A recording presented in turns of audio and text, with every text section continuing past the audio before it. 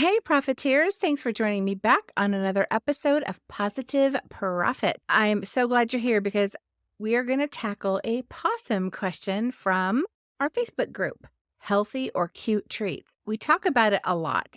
We're going to dive into the discussion and I'll guide you through finding your own treat making philosophy. It's a thing and you need to understand it. We're going to talk about market dynamics and understanding those and the surprising success of healthy treats. Discover how to create visually stunning, all-natural wonders without compromising on taste or looks. Plus, I'll spill the beans on the color challenges of natural ingredients and why it's actually a delightful part of the creative process. So whether you're baking for wellness or crafting cute delights, you might be able to do both. The magic is in your hands.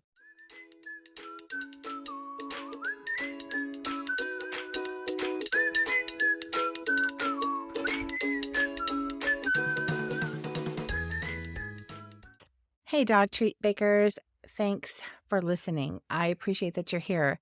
You may notice a couple of things are different today. You may notice a couple of things are different today if you are watchers of the show on YouTube. For all of you in podcast land, you're just going to have to take my word for it. I got a haircut over the weekend, which felt amazing. You guys, I've not had my haircut since September 2022. It's been a minute and it was terrible. It was just gross at the ends. So, my ends feel divine. You know, I'm talking about that fresh haircut feel. And then also I have new glasses and they're because I lost my old glasses. I don't know where I put my glasses. They have been lost for several days now, and these are the backup pair. What you see is what you get right now until I get other glasses. So there's that. Get ready for another episode filled with treats of wisdom. You guys like that? Treats of wisdom and tail wagging discussions. I'm your host, Kara Brothers, and today we're going to tackle a question that has been buzzing in our Facebook group. I love our Facebook group. Love, love, love it. If you guys aren't a part of it right now, please join. You'll see some links in the show notes or in the description. But before we dig into the delicious details, hit that subscribe button. If you're watching me on YouTube, I would totally love it if you would follow the show as well. If you guys are listening to me on a podcast, follow my podcast if you like what you hear. I'd love a review in Apple Podcasts. That just helps me keep doing what I do. But if you're listening in Spotify, you can review the show. You can follow the show there or iHeartRadio, just wherever you're at, do the thing. Love, love, love you. So this is the member question. Okay, check it out. Imagine this, and I'm going to paraphrase, right? Imagine this.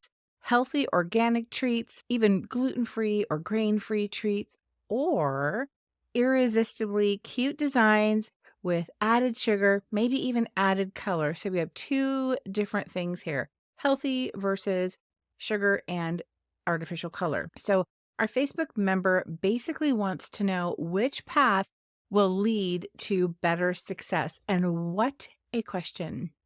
First off, big pause up to you for pondering the philosophy behind your treats, okay? It's not just about baking. It's also about aligning with your why, all right? Let's embark on a journey together to discover what resonates with your values. Before you get tangled in the healthy versus cute treats debate, let's pause and reflect on what your values are, whether it's organic and healthy, grain-free, that line of thinking, or super cute, but they have added sugar, added color, whichever you subscribe to. Your treats really should be a reflection of your commitment to your business and really your why, like your philosophy about making treats. So let's talk about also market vibes, because success is a thing, right? Because baking treats for dogs is amazing. I love baking treats for dogs. Okay. Also, I love giving treats to dogs. I mean, who doesn't want to be the dog treat lady? I sure do. But we also want to sell dog treats, right? Because if that's our business, right? We're in business to make money. There's no secret about that. You are the boss of your business. Maybe you're in the stage where you're thinking about having a business. Maybe you just bake for friends and family. Maybe you've decided, hey, this is the road I want to take. And you're like, I'm all in. Or maybe you already have a dog treat business and you're already going. Let's talk about market vibes and making money. And that's actually a part of the discussion, which is going to do better sales wise.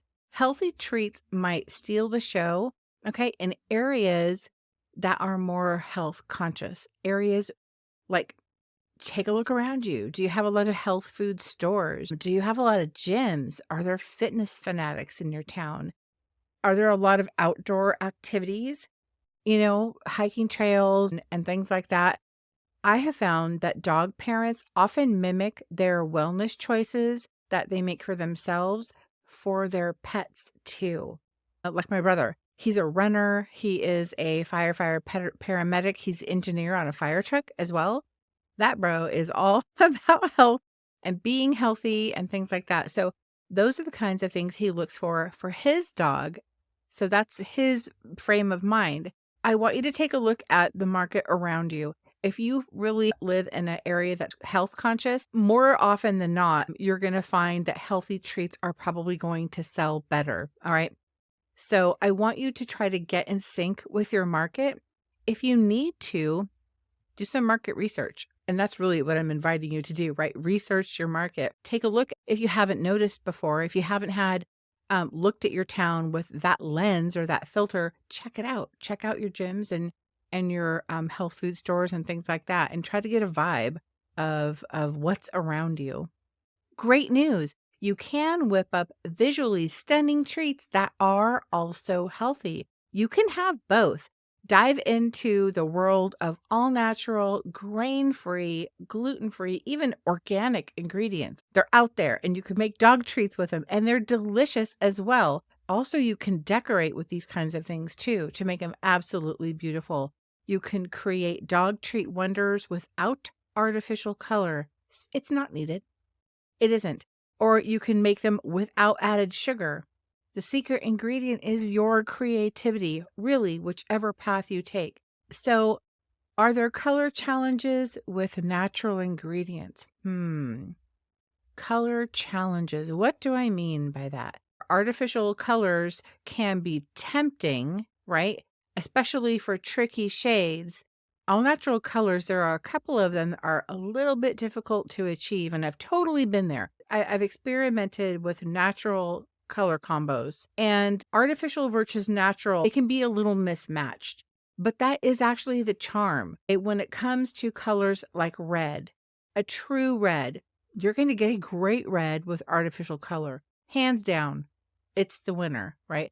But you can also achieve a pretty decent shade of red with beetroot.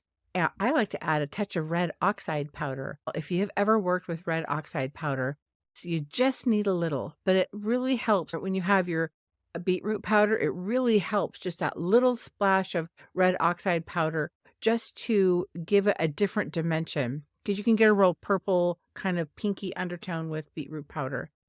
So that's the thing. Also, turquoise. Turquoise is a super tricky color to achieve, all natural, right?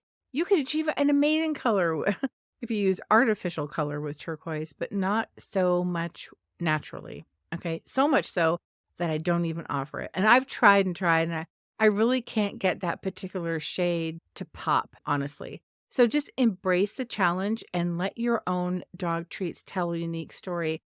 So quite honestly, if you want to create a treat that is all natural and it's healthy and then it's cute, and a customer who has that same mindset, who has a health conscious mindset, is at your booth or looking at your Instagrams or your website, and they're going to see these treats, chances are, if they have that healthy mindset, they're going to understand, wow, it says all natural. Oh my God, it's not a perfect shade of red. They're going to put the two together and go, that's okay. Because you don't get everything all natural and have it look perfect all the time. But chances are, maybe even your consumer knows about all natural color and has maybe used it themselves. And the fact that you're offering it will really mean a lot to them. That being said, there's some outstanding shades that you can get with all natural color. I'm going to break it down for you, okay? For red, I like beetroot with a little splash of the red oxide powder. Now, I also tried orange. In the beginning, I'm like, I'm going to buy carrot powder, right? Carrots are orange. I want orange carrot powder. Carrot powder leaves you with the palest whisper of orange. You really can't get a good orange with it. But if you use beetroot powder, a little red oxide, and turmeric, boom, there's your orange all day. I'll tell you, of all natural colors, one of the shades I love the best is yellow, and making it with turmeric is so spot on. Love it. It also has great properties for your dogs too, anti-inflammatory properties. Green, depending on what shade I want, I'll tend to go with spirulina if I want a darker, kind of mossy, more foresty green. And then if I want a lighter shade of green, I will go with spinach powder. Blue, I personally use butterfly pea powder. I know a lot of people use blue spirulina, and I was so hesitant to buy blue spirulina because these things are expensive. Number one, if you've ever looked, all natural color can be a bit on the spendy side. You don't use very much of it, thank God, so it lasts a long time. I was trying to look at all the reviews in Amazon because that's where I shop, is Amazon. Gotta love that free Prime shipping, you guys. So anyway, when I'm looking for blue spirulina to achieve my blue color, I got so many different reviews about different shades and I wasn't sure. But butterfly pea, there were not a lot of options. So I tried that. Love it. Love butterfly pea for blue. Purple, I like purple yam. That does really good. Also, red cabbage can have a cool purple, like Willy Wonka purple. That's a fun one too. I also tried wolfberry, and wolfberry is made by a company called Suncor. And Suncor, if you have not heard of that brand already, it's on Amazon. They have a ton of different shades. But what I will tell you about wolfberry is it's a cool purple to begin with, and then it fades over time. I know because I did my blueberry Pop-Tarts, a gluten-free Pop-Tart shaped biscuit, and then I iced just the middle in a rectangle, and then I sprinkled wolfberry sprinkles. I made my own sprinkles, right, with wolfberry color, and they looked amazing. And then like a month went by because these have a long shelf life, and I'm like, wow, the color has really faded off of my sprinkles. I did that like another time. I made it and I noticed the same thing. So I probably won't buy wolfberry again because it doesn't have a lot of staying power. And I don't know why. I'm not sure. Maybe it's the sun. Maybe it's just, who knows? I'm not sure. Pink. There is no other pink I love more than when it's made with dragon fruit powder, like bubblegum, amazing, beautiful color pink. And of course, with any of these shades, you can put a little or a lot, depending on the shade you want. I tried some experiments where I wrote down, use this much icing to this much powder.